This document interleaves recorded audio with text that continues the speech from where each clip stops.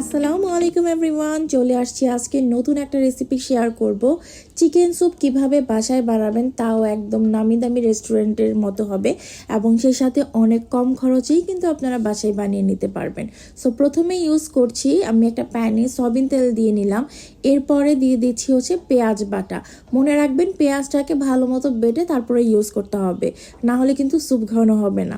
So পেঁয়াজটাকে ভালো মতো হচ্ছে ব্লেন্ড করে নিয়েছি। এরপরে আমি তেলের মধ্যে দিয়ে বেশ কিছুক্ষণ নাড়াচাড়া করে হালকা বাদামি কালার করে নিচ্ছি। সো দেখতেই পাচ্ছেন আমি কিভাবে করছি। তেলটাকে অবশ্যই বেশি দিতে হবে, না হলে কিন্তু হবে না। সো মোটামুটি এরকম যখন একটু বাদামি কালার হয়ে এসেছে আমার, এরপরে দিয়ে দিচ্ছি আদা রসুন বাটা। সো আমি আদা রসুন একসাথেই বেটে রেখেছিলাম, এই জন্য একসাথেই দিয়ে দিচ্ছি। সো আদা রসুনটাকেও ভালো মতো ভেজে নিতে হবে, যেন ওদের যে স্মেলটা থাকে ওইটা যেন একদম টোটালি না থাকে। হ্যাঁ, সো তেলটা বেশি দিয়ে ভালো মতো ভাজা ভাজা করে নিচ্ছি। তারপরে ইউজ করছি গরম মশলার গুঁড়া, যেটা প্রথমে হচ্ছে আমি দারুচিনি গুঁড়া করে নিয়েছি, এরপরে এলাচ গুঁড়া করে দিয়ে দিলাম। সো এই পর্যায়ে মশলাটাকে আমরা আরও ভালো করে কষিয়ে নিচ্ছি, পানি কিন্তু দিচ্ছি না। তারপরে আমি দিয়ে দিচ্ছি টক দই। টক দইটা আমার যেহেতু ডিপ ফ্রিজে ছিল, দ্যাটস ওয়াই একদম বরফ হয়ে গিয়েছিল। তারপরে যতটুকু পেরেছি আমি 1 থেকে 1.5 টেবিল চামচের মতো ইউজ করেছি। টক দই দেওয়ার পরে আরও কিছুক্ষণ হচ্ছে আমরা এটাকে কষিয়ে নেব। তারপরে দিয়ে দেব এটার মধ্যে আমরা হচ্ছে চিকেনটা আপনারা চাইলে বড় সাইজে রাখতে পারেন, ছোট সাইজ রাখতে পারেন, আপনাদের ইচ্ছা মতো। আমি মিডিয়াম সাইজ রেখেছি, এতে করে আমার এবং আমার ফ্যামিলির জন্য খুবই ভালো হয় এবং সেদ্ধটাও কিন্তু তাড়াতাড়ি হয়ে যাবে। সো এভাবে চিকেনটা দেওয়ার পর আমি হচ্ছে ভালো মতো আবার অনেকক্ষণ কষিয়ে নিয়েছি এবং ভাজা ভাজা কিন্তু একটা স্মেল এই পর্যায়ে ভালো মতো না কষালে আপনি কখনোই ভাজা ভাজা যে স্মেল বা মজার একটা যে ঘ্রাণ এটা পাবেন না। সো খুব সুন্দর করে দেখতেই পাচ্ছেন আমি একদম হচ্ছে কষিয়ে নিচ্ছি। সো মোটামুটি অনেকক্ষণ কষানোর পরে চুলার আঁচটা একটু বাড়িয়েই নিয়েছি, হ্যাঁ, যেন পানিটা শুকিয়ে যায়। তারপরে আমি দিয়ে দিচ্ছি হচ্ছে ধনিয়া গুঁড়া মোটামুটি 2 টেবিল চামচের মতো ইউজ করেছি। সো ধনিয়া গুঁড়াটা দেওয়ার পরে দিয়ে দিচ্ছি লবণ। হ্যাঁ, এরপরে আমরা হচ্ছে লবণটা আপনার পরিমাণ মতো দিবেন, আর চাইলে একটু টেস্টিং সল্ট ইউজ করতে পারেন, এটা আপনার ইচ্ছা, যদি আপনার ভালো লাগে। আমি একটু দিয়েছি। সো একটু হচ্ছে টেস্টিং সল্ট দেওয়ার পরে তারপর আমি ভালো মতো আবারও কষিয়ে নিচ্ছি। এই স্যুপ রান্নার ক্ষেত্রে আপনাকে একটু সময় নিয়ে কষাতে হবে, না হলে আপনি পুরোপুরি টেস্টটা কিন্তু পাবেন না। সো দেখতেই পাচ্ছেন আমি কিন্তু ভালো মতো আবারও কষিয়ে নিচ্ছি। আর এখানে আমি হচ্ছে ব্রেড নিয়ে নিয়েছি। 3 পিস ব্রেডকে হচ্ছে ভালো মতো ছোট ছোট করে টুকরা টুকরা করে তারপর আমি ব্লেন্ডার জারে দিয়ে দিলাম। এরপর আমি 1 কেজি দুধকে মোটামুটি হাফ কেজি করে ফেলেছি শুকিয়ে।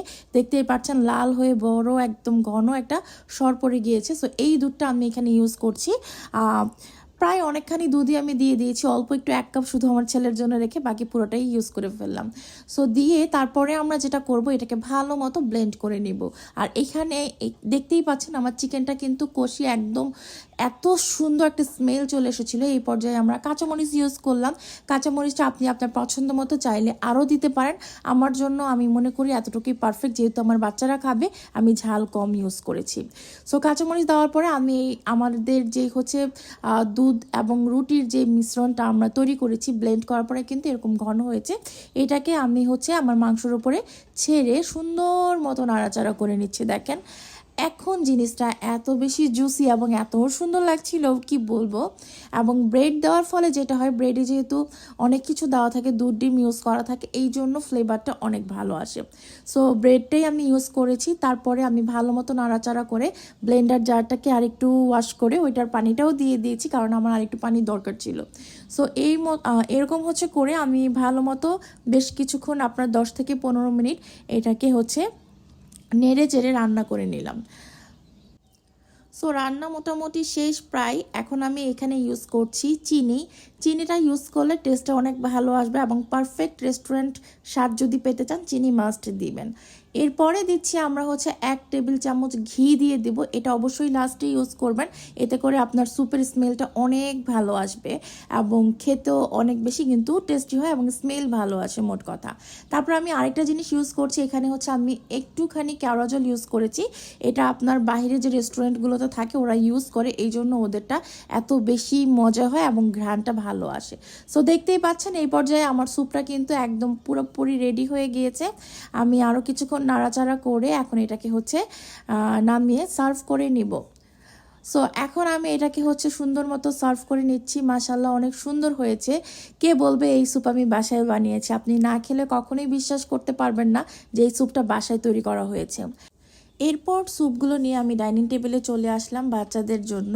একে একে সবার জন্য হচ্ছে বেড়ে নিচ্ছিলাম এবং সবাই এত হ্যাপি ছিল যে মামুনি এত মজার একটা স্যুপ বানিয়েছে। সবাই খুব খুশি ছিল। সো আমি বাচ্চাদের জন্য হচ্ছে একে একে বাটিতে নিয়ে নিচ্ছিলাম। দেখতেই পাচ্ছেন স্যুপের ঘনত্ব কত সুন্দর হয়েছে। আপনারা চাইলে আরেকটু পাতলা করতে পারেন, চাইলে আরেকটু পানি ইউজ করতে পারেন, বাট আমার কাছে এটাই পারফেক্ট। এরপর আমি নান রুটি কিনে এটা দিয়ে হচ্ছে খেয়েছি, অনেক মজা লেগেছে। ভালো লাগলে অবশ্যই একটা লাইক কমেন্ট করে যাবেন।